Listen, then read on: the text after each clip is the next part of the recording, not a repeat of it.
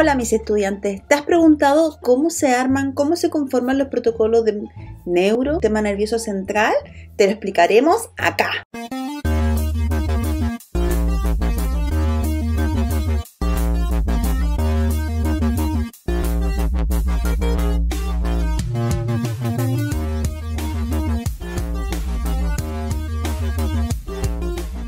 Bien, para poder entender los protocolos de neurosistema nervioso central, tenemos que tener algunas consideraciones de cómo funcionan y cómo caracterizan la anatomía, morfología, ¿cierto? Y las condiciones patológicas de la trama cerebral por medio de nuestras potenciaciones que ya hemos conocido en cápsulas anteriores. Bien, entonces recordar que el cerebro es una estructura blanda, ¿cierto? Gelatinosa, en condiciones normales, en las cuales está conformado por dos grandes componentes, por el componente axonal y el componente del soma, ¿cierto? El componente celular. El componente celular, por lo menos las neuronas, están conformadas o conforman principalmente lo que es la sustancia gris, mientras el axón junto con otras células que son las células gliales más las vainas de mielina van a conformar la sustancia blanca. Recuerden que el cerebro en general es una estructura de contenido de conexión entre nuestra gran estructura cerebral con respecto a todo lo que necesita a nivel periférico, sea muscular, sea sistémico, ¿cierto? Para dar instrucciones. Es un órgano bastante importante para nosotros. Este órgano tiene además subcompartimientos, subsecciones que son vitales para nosotros estudiar, caracterizar, así que es importante conocer la anatomía, la histología, el comportamiento metabólico que tiene este órgano para poder entender también los procesos patológicos que vamos a ver en imágenes por resonancia magnética. Bien, considerar además que, como dije anteriormente, el cerebro está comunicado por el resto de nuestro cuerpo con tema neurológico periférico, pero viene conectado principalmente de nuestra trama troncal, ¿cierto? En su gran mayoría. ¿Y qué va a ser de gran relevancia para nosotros considerar todas estas aristas, todos estos comportamientos estructurales, puesto que los protocolos de resonancia de cerebro van a clasificarse según el segmento anatómico que estemos estudiando? Así que, dependiendo de las caracterizaciones del cerebro, siempre nosotros vamos a partir con el protocolo estándar. El protocolo estándar debe llevar unos 5 secuencias, 5 componentes, 5 potenciaciones que son vitales para el estudio del cerebro a nivel general. Dentro de ellas tenemos el T1 turboespineco, que es la imagen que se encuentra arriba de la pantalla. ¿Qué significa el T1? El T1 principalmente nos va a caracterizar morfología de la sustancia blanca y tratar de diferenciar los componentes de la sustancia blanca de la sustancia gris. Por lo tanto, nuestro cerebro tiene mayor composición de sustancia blanca que sustancia gris. Así que el T1 va a ser idóneo para estudiar morfología, ¿cierto? De este subelemento, de este subtejido cerebral. Bien, respecto al T2, el T2 turboespineco, que es el que vemos en la imagen del medio, nos va a permitir caracterizar los elementos acuosos. ¿Y qué elementos acuosos principales tenemos a nivel cerebral? ¿Dónde está situado la sustancia, el líquido cefalorraquídeo? O sea, los ventrículos, cisterna, los surcos, ¿cierto? Nos va a permitir poder ubicarnos con una interfase de contraste bastante considerable, ¿cierto? Bastante buena, y además con una relación espacial bastante óptima, propio de las características de las secuencias turboespineco, que nos van a permitir poder caracterizar esta sección, ¿cierto? Ahora, para poder clasificar todo lo que son edemas, inflamatorios, infecciosos, ¿cierto? Infartos, químicos o hemorrágicos, enfermedades deminizantes y otras patologías que generan alguna secuela edematosa de agua ligada, la secuencia potenciación que nos va a permitir caracterizarla va a ser el FLAIR. Recuerden que el FLAIR es de la familia de turboespineco, ¿cierto? O puede ser espineco, cualquiera de los dos, pero habitualmente por la rapidez ocupamos un turboespineco que se agrega a este pulso de inversión-recuperación, que va a depender de la marca. A veces podemos agregarlo manualmente, la inversión-recuperación, y otras que vienen ya predefinidas. Indistintamente de cómo se agregue, ustedes saben que la secuencia de inversión-recuperación lo que logra es saturar a grasa, saturar a agua o aumentar la interfase de contraste. En el caso del FLAIR, nosotros saturamos agua, pero el agua libre, ¿cierto? En donde el tiempo de inversión es aproximadamente entre 2000 y 2500 milisegundos, y nos va a permitir saturar este líquido cefalorraquídeo, que es un elemento estéril, ¿cierto? Y exacerbar los componentes edematosos ligantes, ¿cierto? Propio de estos procesos patológicos. Obviamente no podemos dejar de mencionar, no puede estar fuera de nuestros protocolos de neuro, la difusión. La difusión es una secuencia que es de caracterización funcional metabólica, ¿cierto? En donde podemos caracterizar qué tanto se encuentra restringida nuestra molécula de agua dependiendo del proceso patológico que estemos visualizando. Entre ellos tenemos los infartos, ¿cierto? Sean isquémicos o hemorrágicos, pero habitualmente lo que estudiamos en resonancia son isquémicos, tumores, abscesos y otros procesos patológicos que pueden ser caracterizados por esta secuencia, así que es de gran utilidad y siempre van a ver la difusión en los protocolos de neuro. Nunca en un protocolo va a faltar la difusión. No podemos dejar también de presentarnos con elementos que presentan susceptibilidades de entornos bioquímicos, ¿cierto? Y quien demuestra fehacientemente esta caracterización son los elementos gradientes. Así que vamos a agregar una secuencia gradiente clásica, sea en secuencial o una imagen volumétrica gradiente, dependiendo de las características que nosotros deseamos con nuestra imagen. Si es volumétrica, vamos a tener mayor sensibilidad de los microvasos, ¿cierto? De los vasos profundos de nuestro cerebro, pero si queremos algo bastante general o nuestro paciente no nos permite caracterizar mejor el protocolo porque no coopera durante el examen, podemos hacer una imagen secuencial. Indistintamente de cómo voy a ampliar mi secuencia, los principios físicos de estas secuencias me permiten caracterizar hemorragias crónicas, calcificaciones y otros elementos tóxicos como depósitos de hierro, depósitos de otros metales que generan influencias parciales en características ferromagnéticas que se pueden expresar en este tipo de secuencia. Así que es de gran utilidad.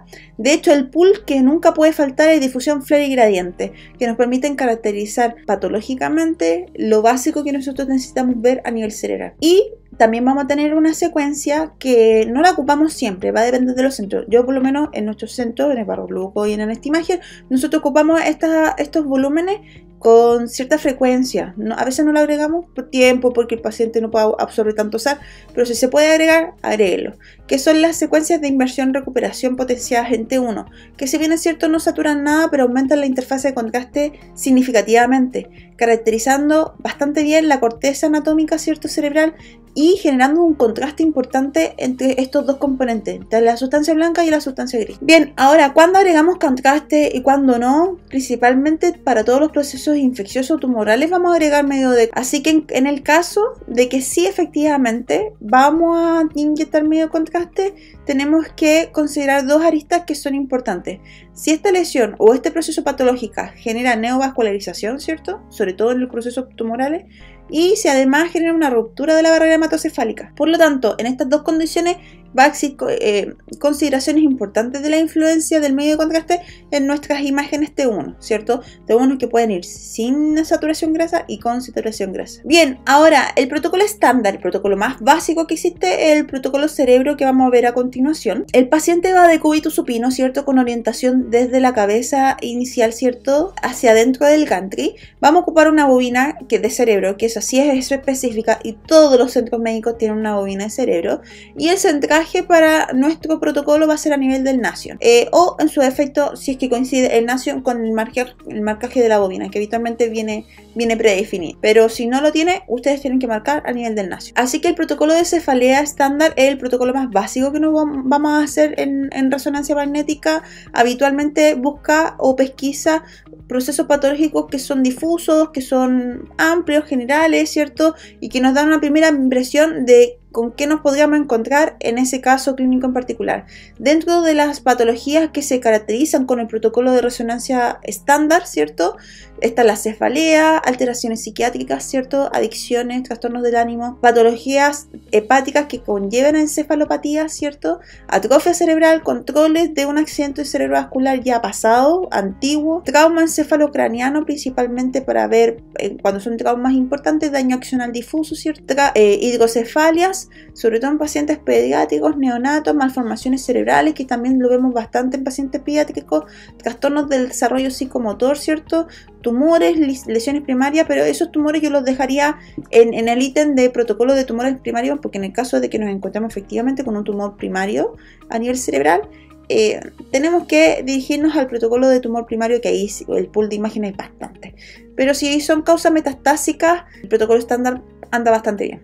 y hemorragias subaracnoideas y intracraneanas en general, que si bien es cierto el escáner con el estándar para caracterizarla, a veces generan secuelas o respuestas sintomatológicas neurológicas que necesitan ver y caracterizar mejor anatómicamente por medio de la resonancia magnética. Así que el protocolo básico, vamos a partir con un sagital T1, sea volumétrico, que eso lo hacíamos en el Barros Luco, ¿cierto? Es el protocolo dispuesto en Barros Luco. Después vamos a partir con un coronal T2 y el pool de los 5 axiales: axial flare, axial T2 turboespineco, axial T1 turboespineco, axial difusión y el axial gradiente, ¿cierto? O SWAN, si es que lo quieren hacer de manera volumétrica. Y tras la administración del medio de contraste, vamos a hacer un axial T1 con gadolinio, sin saturación grasa y un volumétrico, por lo menos en el Barros Luco. Si no quieren hacer el volumétrico, pueden hacer un sagital con T1 con medio de contraste y un coronal T1 con medio de contraste, las 3 secuencias secuenciales. Todos los cortes de un protocolo de cerebro estándar siempre son de 5 milímetros, habitualmente rondean de los 20-24 cortes, y el gap rondea, que es la separación en intervalo despaciado entre un corte y otro, rondea entre el 10 al 20%. Bien, así que vamos a caracterizar los planos de referencia para poder planificar nuestras imágenes. Siempre les sugiero que partan con su plano axial, ¿cierto? Para ello tienen que adquirir unos buenos localizadores, un buen localizador centrado axial, sagital y coronal, que demuestren al menos el cuerpo calloso, el octavo par, ¿cierto? O el octavo par y una buena referencia de la separación hemisférica. Bien, la planificación del plano axial, para ello vamos a necesitar el coronal y el sagital. Desde el plano sagital vamos a trazar una línea que una las comisuras anteriores y posteriores, ¿cierto? O la rodilla y el esplenio del cuerpo calloso. En el caso de que haya un tumor o una lesión que genere desplazamiento de la línea media, y esto lo ocupo como una medida de emergencia, buscamos el paralelismo del tabique etmoidal, ¿cierto? Tabique óseo etmoidal, pero traten de no ocuparlo. Siempre intentamos que buscar las comisuras anteriores y posteriores. Y vamos a abarcar desde a nivel de la chanela, ¿cierto? Desde la base craneana, tiene que haber un corte por lo menos debajo de la base craneana, hasta que el último corte hacia superior pueda abarcar algún segmento parcial o completo del seno sagital. Los cortes van desde caudo a craneal. Las imágenes desde el plano coronal, vamos a tratar de buscar el paralelismo del octavo par. En el caso de que no podamos encontrar el paralelismo del octavo par por alguna patología o por alguna asimetría anatómica de este nervio, ¿cierto? Podemos buscar otras referencias como el borde inferior orbital, ¿cierto? O en su defecto de la caída de los senos transversos. El plano sagital es un plano bastante básico también. Vamos a buscar la planificación desde el plano coronal y del plano axial. Desde el plano axial vamos a buscar el paralelismo con la línea interhemisférica, y desde el plano coronal vamos a buscar el paralelismo con respecto al cuerpo del eje medular, de manera que abarquemos desde lateral, ¿cierto?, al contralateral, incluyendo bordes de la trama subcutánea, y tienen que abarcar entre 24 o 26 cortes si es que lo van a hacer secuencial, o en su defecto, en su volumen, los volúmenes rondean entre los 2,5, 2,6 milímetros y tienen que abarcar de manera completa la trama cerebral. Bien, el plano coronal, entonces vamos a buscar información desde mi planificación axial y mi planificación sagital. Desde el plano sagital vamos a seguirnos con el eje del tronco encefálico, ¿cierto? Y desde mi plano axial vamos a buscar el paralelismo con el octavo par craneal, ¿cierto? En el caso de que no puedan encontrar el par craneal, podemos buscar otras referencias anatómicas, ¿cierto? Como los bordes óseos o en su defecto el borde orbitario si es que se encuentra en condiciones normales. Pero no lo sugiero, siempre tratemos de buscar el octavo par siempre y cuando encontremos que esa estructura se encuentra en alguna simetría anatómica, ¿cierto? Y vamos a abarcar desde el tercio medio nasal hasta el borde subcutáneo posterior de la zona occipital. Tenemos que abarcar completamente nuestra estructura cerebral. Estos cortes son gruesos de 5 milímetros, ¿cierto? Con el espaciado de gap que rondea entre los 10-20% de espaciado del gap. Una de las patologías de mayor incidencia es la esquizofrenia o las enfermedades degenerativas, ¿cierto? La esquizofrenia genera dilatación ventricular, ¿cierto? Anomalías en el lóbulo temporal y alteraciones también en regiones subcorticales, incluyendo cerebelo, ganglios basales, cuerpo calloso, tálamo. Así que un paciente normal, en general, los ventrículos tienden a estar bastante pequeños, algunas veces casi colapsados, y eso es normal verlo anatómicamente, dependiendo del gran grado de etario que tenga. pero en un paciente con esquizofrenia siempre se va a representar un aumento del volumen de los ventrículos laterales, ¿cierto? Y una pequeña atrofia cortical a nivel cerebral, ¿cierto? Que se genera como un efecto de nuez, como la apariencia de una nuez. Algunas de las encefalopatías, dentro de ella la encefalopatía hepática, que es la más común, ¿cierto? Se origina por la concentración tóxica de algunos elementos que se pueden depositar principalmente en los núcleos, como el amonio, manganeso, que normalmente se eliminan a nivel hepático y por condiciones patológicas el hígado no puede eliminarlo y los lleva a otras secciones del cuerpo, como el cerebro. Esto sintomatológicamente puede conducir cambios en el estado mental, disfunción motora, enfermedades hepáticas que ya vienen previamente dispuestas. Así que en el caso de estos componentes que son de precesión más ferromagnética, van a generar un aumento de la señal principalmente a nivel de los núcleos, que es la zona de mayor preferencia que tienen estos elementos tóxicos en depositarse en nuestra trama cerebral. Habitualmente se podría hacer espectroscopía, aunque va a depender de los procesos patológicos, en donde los hallazgos más vitales serían aumentos significativos de las glutaminas y los glutamatos, así que, o de los elementos de precesión más rápida. Así que esta espectroscopía habitualmente se prefiere hacerlo en resonadores de 3 telas. Así que habitualmente un cerebro normal debería verse con los núcleos de la base en una imagen potenciada ante uno de forma hipointensa, ¿cierto? Porque tienen mayor componentes de los somas de las neuronas. Sin embargo, en las imágenes de encefalopatía hepática, el aumento significativo de la presencia de estos metales puede ocasionar un aumento de la precesión local, y eso se refleja con una hiperintensidad en los núcleos de la base. Bueno, estudios por accidentes cerebrovasculares antiguos es bastante común. Sin embargo, también podríamos hacer exámenes de resonancia de urgencia, que son los famosos stroke. Claro que sí, eso habitualmente se dan en centros clínicos hospitalarios, en donde existe la posibilidad de hacer un tratamiento inmediato en los pacientes, porque los centros ambulatorios no se van a encontrar frecuentemente con esta patología. Sin embargo, se van a encontrar con controles de accidentes cerebrovasculares antiguos para ver la secuela parenquimatosa local.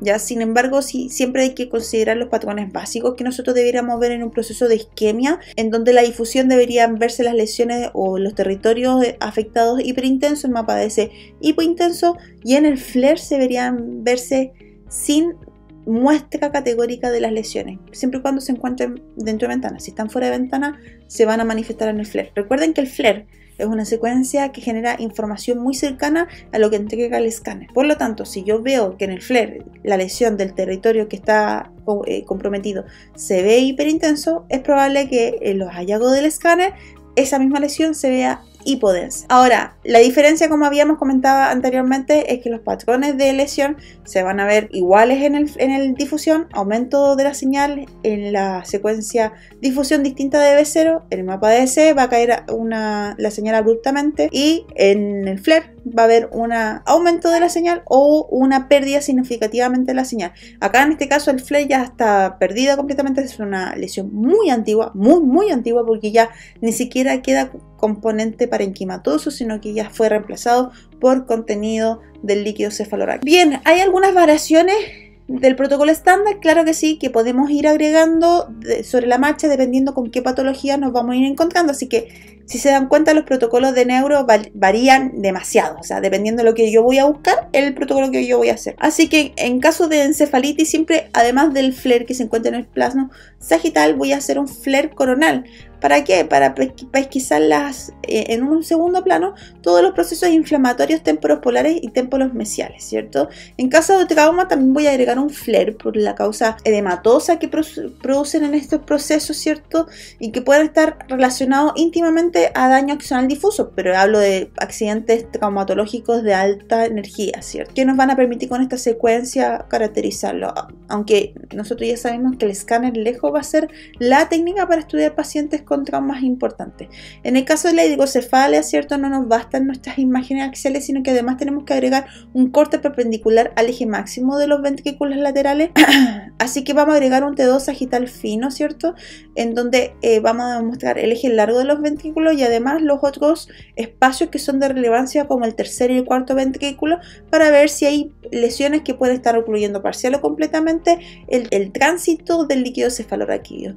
Y en el caso de malformaciones cerebrales, retraso del desarrollo psicomotor, aquí tenemos que dar una gran caracterización anatómica, así que vamos a agregar imágenes volumétricas de inversión-recuperación para poder caracterizar en una gran interfase de contraste nuestra sustancia gris con respecto a la sustancia blanca. En el caso que no tengan imágenes volumétricas, pueden agregar un plano axial y coronal en T1 con alta interfase de contraste. Así que es importante entonces caracterizar anatómicamente nuestra imagen, así que vemos que el protocolo de neuro vuelve a tener una cierta o encontramos una cierta similitud con respecto a los protocolos musculoesqueléticos, en donde la gran mayoría de las secuencias presentan características de las familias Spineco, el T2, turbospineco T1, Spineco el FLAIR, que es de la familia Spineco, ¿cierto? Y las imágenes con contraste, que también son de la secuencia Spineco, que permiten caracterizar en resolución y en resolución espacial y en resolución en contraste nuestra morfología cerebral. Sin embargo, también necesitamos otro tipo de secuencias como difusión, ¿cierto? Las secuencias gradientes que nos van a caracterizar procesos patológicos. Pero si se fijan, las imágenes de neuro tienen una gran relevancia en lo que respecta a resolución espacial. El protocolo de epilepsia es un protocolo que está dirigidamente a una zona de interés anatómica que es el hipocampo. El hipocampo es una zona de gran relevancia en los procesos de aprendizaje y en los procesos emocionales. Están íntimamente en relación concomitante con el fornix y ayudan principalmente a nuestros procesos cognitivos. La epilepsia es un trastorno que muchas veces se da desde la infancia y en pacientes adultos se pueden dar por múltiples factores. Los más habituales, y habitualmente en los pacientes que tienen traumas de leve energía, en donde se han golpeado la cabeza, a los meses pueden llegar a presentar una epilepsia. Hasta los 6 meses después de un golpe en la cabeza pueden presentar epilepsia, que son roturas vasculares en el uncus hipocampal que generan secuelas, cicatrices esclerosantes, y que eso genera una manifestación epiléptica. En el caso de los pacientes pediátricos, habitualmente son por malformaciones o por atrofias del uncus hipocampal, y que eso repercuten en un trastorno epiléptico que se puede manifestar clínicamente de distintas formas. Habitualmente, y hay un grado de incidencia en las epilepsias de convulsión ausente, pero habitualmente hay una respuesta tónica clónica en donde el paciente genera esta reacción durante un par de minutos y luego pasa el cuadro convulsivo y vuelva a su estado de conciencia. Por lo tanto, en este tipo de pacientes es importante siempre que traiga al menos el electroencefalograma. Siempre la resonancia se pide después de estos exámenes porque se quieren descartar algún otro proceso tumoral o algún proceso de distorsión anatómica que puede estar relacionado o no, o descartarlo en los procesos epilépticos. Así que el protocolo de epilepsia lo vamos a partir, por lo menos el del Barros-Luco, porque difieren mucho de los centros médicos. El protocolo de epilepsia en el Instituto de Neurocirugía es sumamente específico y vamos a ver que las imágenes van dirigidas exclusivamente hacia el hipocampo. Así que se van a encontrar con dos protocolos. Un protocolo en donde las imágenes axiales son axiales dirigidas al cerebro estándar, ¿cierto? Buscando el paralelismo, un trazo imaginario entre la comisura anterior y posterior, o entre la rodilla y el esplenio del cuerpo calloso. Pero en otros centros, como en el Barros-Luco o como en el Instituto de Neurocirugía, en donde pueden guiarse buscando un paralelismo en el eje largo del cuerpo del temporal, tratando de abarcar las mismas estructuras anatómicas con las secuencias FLAIR, difusión y T2 gradientes, ¿cierto? Que las habíamos hablado anteriormente. Además, indistintamente de cómo vaya orientando mi plano axial, si son dirigidas al hipocampo o son de cerebro estándar, si es que busco una premisa más general de mi estructura cerebral, yo voy a agregar mis volumétricos, un sagital T1 volumétrico, ¿cierto? De inversión-recuperación, no lo anoté ahí, pero de inversión-recuperación, y un sagital T2, habitualmente es de las familias turboespin que son de forma volumétrica, están trabajados de manera volumétrica, son larguísimos, duran 5 o 6 minutos estos volúmenes, pero te entrega mucha información en las características isométricas de nuestro voxel. Todos los volúmenes que yo voy a trabajar en protocolos de epilepsia tienen que ser con voxeles isométricos. ¿Por qué? Porque eso permite al radiólogo poder trabajar en los postprocesos, en otros planos de mi volumen adquirido.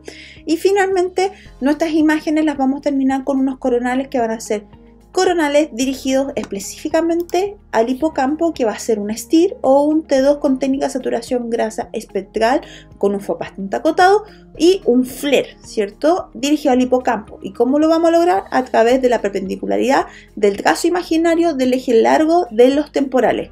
¿Este protocolo requiere medio de contraste? No. Habitualmente la gran mayoría de los centros no requiere medio de contraste, a menos que nos encontremos con algunos procesos patológicos, habitualmente que podrían ser procesos tumorales, que sí, por el tipo de hallazgo que nos podríamos encontrar, requieren la administración para ver el grado activo que se encuentra ese proceso patológico, sea tumoral o sea otra causa. Pero habitualmente el proceso epiléptico quieren ver principalmente anatomía del uncus hipocampo. Así que los planos que les acabo de comentar siempre buscan el paralelismo en el eje largo del temporal. En el caso que no encontremos el eje largo del temporal, parte a través del surco lateral y vamos a abarcar desde las amígdalas hasta el fornix en su eje posterior. Bien, entonces, como les comenté anteriormente, la zona anatómica de interés para nosotros en este protocolo va a ser el uncus temporal, en donde vamos a ver principalmente el componente de la sustancia gris y parte de los componentes residuales de la sustancia blanca.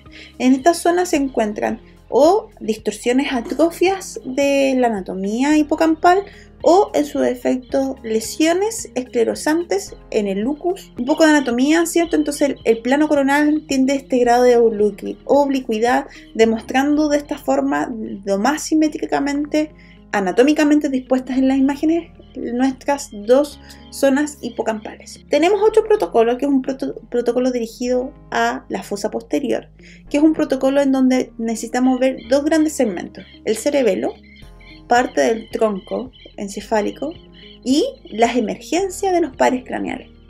Este protocolo está dirigido exclusivamente a trastornos asociados a los pares craneales, síntomas vertiginosos de origen difuso, ¿cierto?, de origen desconocido, ataxias o cualquier proceso cerebeloso que está relacionado principalmente a la motricidad fina, ¿cierto?, trastornos de los pares que generan una respuesta clínica evidente, ¿cierto?, parálisis faciales, parecias cocleovesticulares, patologías del seno cavernoso, ¿cierto?, que son poco recurrentes, pero cualquier proceso patológico en donde tengamos la duda o la pesquisa o simplemente venga indicado en la orden, tenemos que dirigirnos directamente con este protocolo. Así que el protocolo de fosa posterior, vamos a hacer nuestras tres grandes secuencias que son vitales en cualquier protocolo, que es el FLAIR, difusión gradiente. Sí o sí tienen que ir, ¿cierto?, en un plano axial general al paciente, ¿cierto?, a la trama cerebral, tal cual como lo vimos en el protocolo estándar, desde la base craneana hasta por lo menos cortando parte del seno sagital. Y posteriormente nos vamos a ir nuestro protocolo dirigidamente a la fosa posterior. La fosa posterior es una estructura relativamente pequeña. Las estructuras que nosotros vamos a agregar son bastante finas, así que tenemos que disminuir nuestro grosor de 5 milímetros a 3 milímetros. Un coronal turboespineco potenciado en T2 que va a abarcar desde el cuerpo completo del seno esfenoidal hasta la confluencia de los senos, ¿cierto? Y vamos a hacer cortes finos, idealmente con 0% de gap o en su defecto con un 10% de gap. Una vez que ya tengamos nuestro coronal fino, podemos abarcar nuestros axiales finos y vamos a hacer un axial T1 turboespineco y un axial T2 turboespineco, ambos dirigidos explícitamente y acotados en FO a la fosa posterior, de 3 milímetros, idealmente con 0% de gap, y vamos a abarcar desde las comisuras anteriores y posteriores hasta la base craneana. Para terminar las partes sin contraste, vamos a agregar una imagen volumétrica isométrica, que es una secuencia fase gradiente coherente de fase total, o más conocida como balance, ¿cierto? En el caso de General, el nombre comercial es Fiesta. Así que este volumen lo vamos a dirigir de forma axial con los mismos parámetros, con la misma orientación anatómica de los axiales que les acabo de comentar, pero va a ser volumétrica. ¿Para qué? Porque esta imagen nos va a permitir caracterizar las emergencias de los pares craneales y así el radiólogo lo pueda caracterizar en otros planos en el postproceso.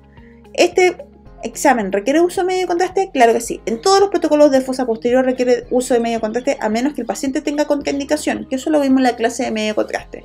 Y tras la indicación del medio de contraste tenemos que hacer un axial fino con las mismas características del T1 y el T2 turboespínico fino a la fosa posterior, pero con técnica de saturación grasa para aumentar la interfase de contraste.